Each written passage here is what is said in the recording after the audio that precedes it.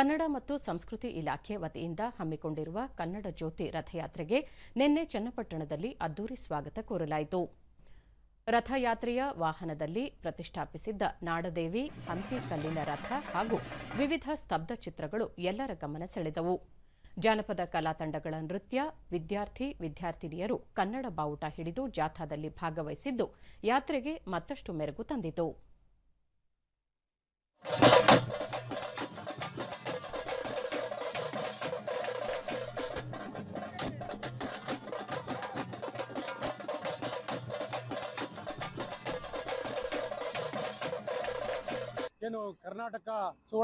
ದೂರದರ್ಶನದೊಂದಿಗೆ ಕನ್ನಡ ಸಾಹಿತ್ಯ ಪರಿಷತ್ ಜಿಲ್ಲಾಧ್ಯಕ್ಷ ಬಿಟಿ ನಾಗೇಶ್, ಕರ್ನಾಟಕ ಹೆಸರಿನ ನಾಮಕರಣಕ್ಕೆ 50 ವರ್ಷ ತುಂಬಿದ ಹಿನ್ನೆಲೆಯಲ್ಲಿ ಸಂಭ್ರಮಾಚರಣೆ ಮಾಡಲಾಗುತ್ತಿದೆ.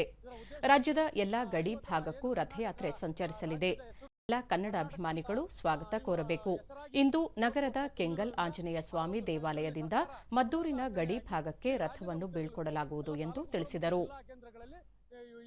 ಕನ್ನಡದ ಜ್ಯೋತಿಯ ರಥ ಸಂಚರಿಸಿ ಈಗಾಗಲೇ ಬಂದಿದೆ.